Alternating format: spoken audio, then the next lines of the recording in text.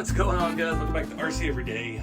I was about to pick this truck up and go set it in the other room and get back to work on the red GMC, and I got inspired again, so here we are. None of these videos have aired yet. That's what's crazy. I've gotten so far ahead, so I don't even know if y'all are enjoying this series or not. It was just meant to break up the constant work on the red truck, which I've been doing over the last month. And yeah, now it's the constant work on this red truck. So I'm thinking we need to move ahead with the bed. I need to do the sanding and matte clear. We got to take it back apart, take the gate off, and yeah, get the paint part done.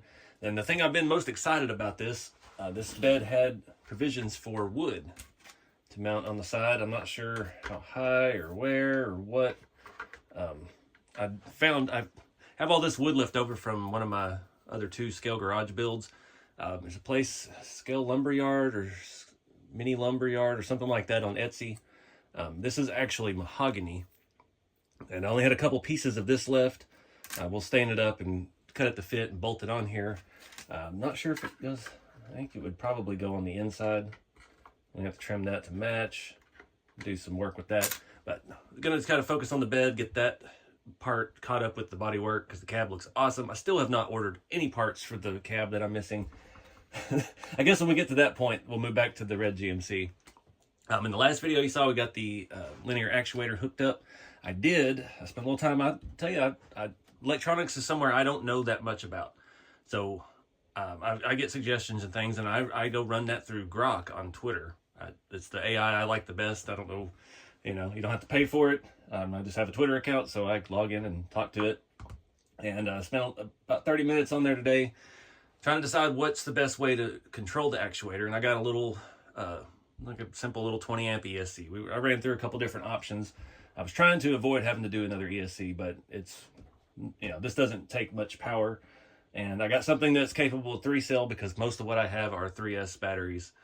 That's something to look for when you use those little micro ESCs. That's why the one that came with my DPS Lowboy trailer, the minute I hooked it up, I roasted it because I had a little tiny 3-cell, and it didn't work with that voltage. So when you're kind of new to that, it's good to ask questions, and that thing, those AI things, they know how to answer questions if you just ask it properly and in depth enough. I mean, I was sending it links to Amazon, and it would be like, no, this isn't capable up to 9.4 volts.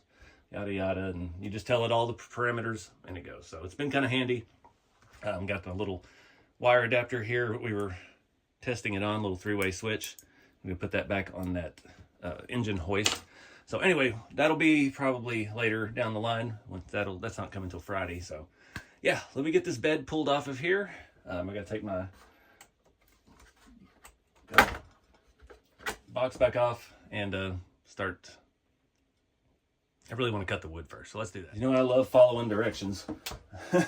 My little method here for mounting this tailgate worked fantastic. So the instructions with that print file on Colts for this bed had some thing to order some little spacers and little grommets and use a smaller hardware. M3 scale bolt, a washer that's stuck in there now, and two 4mm spacers on the inside of the gate. Work perfectly. It's sticking because of the paint. We're gonna rough all that up. See if I can get that washer back out of there because I don't want to lose it, because I don't have very many M3 washers apparently. Is there a washer in there? Yeah, it's in there. There we go. And there goes the screw. So I've got to conserve hardware.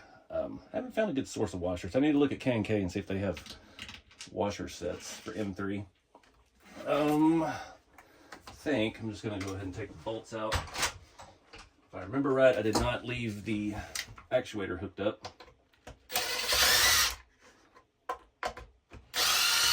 And if you print this, be very careful with those screws because you are drilling into 3D printed plastic. I already had to reprint that once.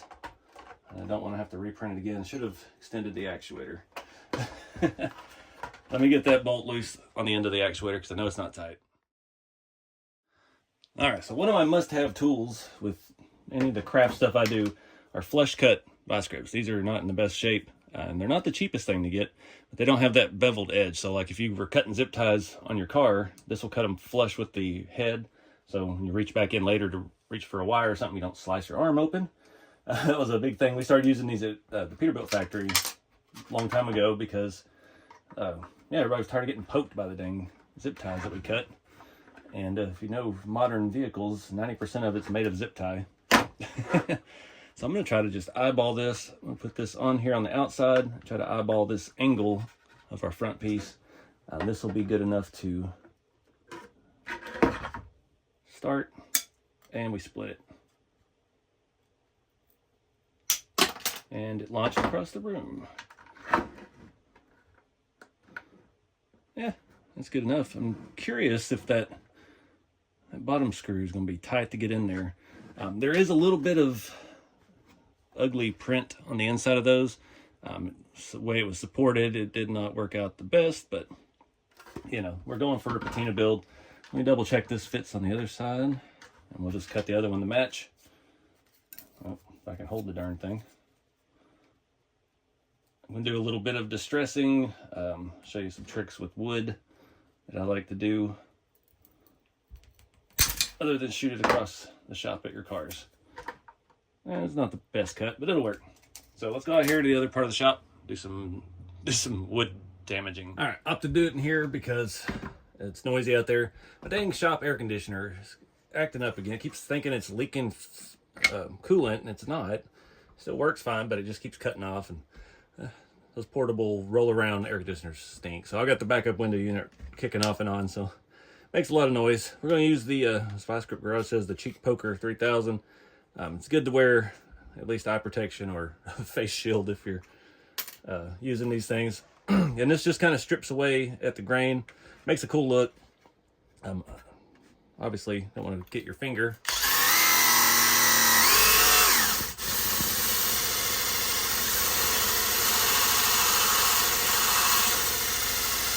Oh, it stripped the paint off the table. It doesn't appear to be doing as much to this mahogany.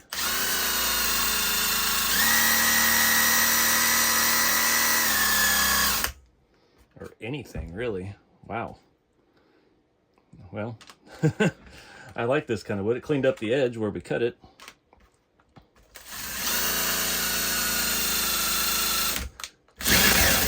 Oh, there we go. It's because this one's so well used. See, all the blades or the spikes are facing one way, so you turn it backwards, then it starts getting violent. Come on, man.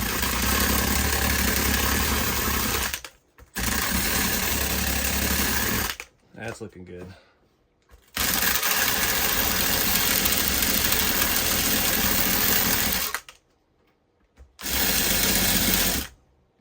Do both sides of these, and yeah, we'll see how it looks.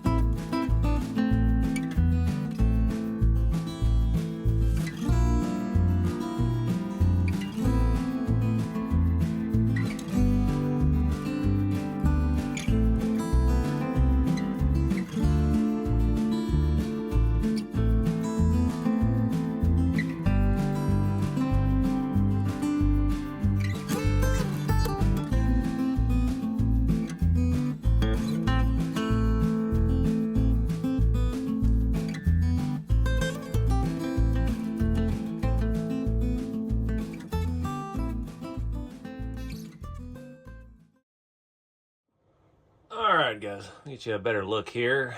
Got the matte clear on, got the sanding done. Looks alright. a little bit of red accents, not super noticeable. That's one reason that, too, the way I like to weather stuff. It's good to print in black. So I'm thinking I'm going to go ahead and hit this with the sponge effect. We're going to mix both of the acrylic, burnt umber, burnt sienna, and I'm mainly going to focus on the inside because an old beat up dump truck bed is going to be scratched to the end of the world. It's going to be really, really bad shape. And this is going to bring a lot of texture. It's going to bring a lot of accent. We're going to do the tailgate pretty heavy, just around the edges of things, like it's beat and worn and weathered. And yeah, main focus is on the inside, so I'll kind of start the inside. One thing with sanding this, I should have printed these on my smooth build plate for the Bambu H2D that I have. You can see the texture. I mean, there's nothing we can do about that. I tried to sand and weather it. It will not sand through that texture. Even the inside of the tailgate, I got nothing. So, live and learn. If you're going to be weathering or trying to get detail paint out of everything, smooth build plate, I've had great luck printing off of that. I printed a couple body pieces. We did those Awesome Designs Jeeps. Not a Jeep, but a Jeep-looking vehicle. And those came out great. So we're going to start on the inside of this to relearn the process because it's been a hot minute since I've done it. Got me a nice new piece of sponge. Cut off. These are cheap on TikTok. I get like 12 or so of them for $4 or $5. And yeah, I'm using this stuff. I do have some other brand name versions that I found on clearance at the local Michael's. Same stuff, just acrylic paint, nothing toxic, nothing crazy. It is best to matte clear or satin clear before you add this and after you add this. Especially if we're going to be hauling stuff with this truck. We don't want all this to chip away and mess up. So, that being said, the wood stakes, I'd stain those, I don't even remember, dark mahogany or something, just random can I had laying around. It's very fumey here in the shop. I got the fan on, but it's, yeah, getting a little loopy. Those are going to take forever to dry. Wood stain takes forever to dry. So, yeah, figured we do this, and we'll let everything dry overnight. So, let's get started.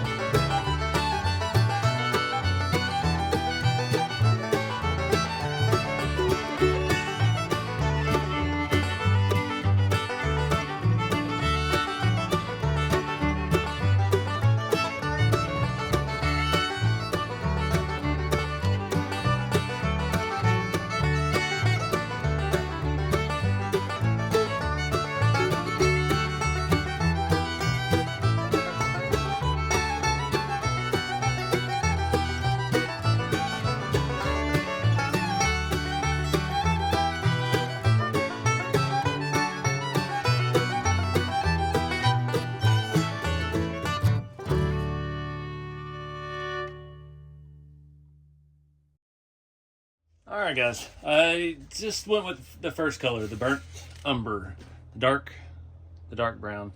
On the black, I don't want to go too light. You see, like up here, or you might be able to tell. I can't tell on camera. It looks really light until it dries, and when it dries, it looks absolutely perfect.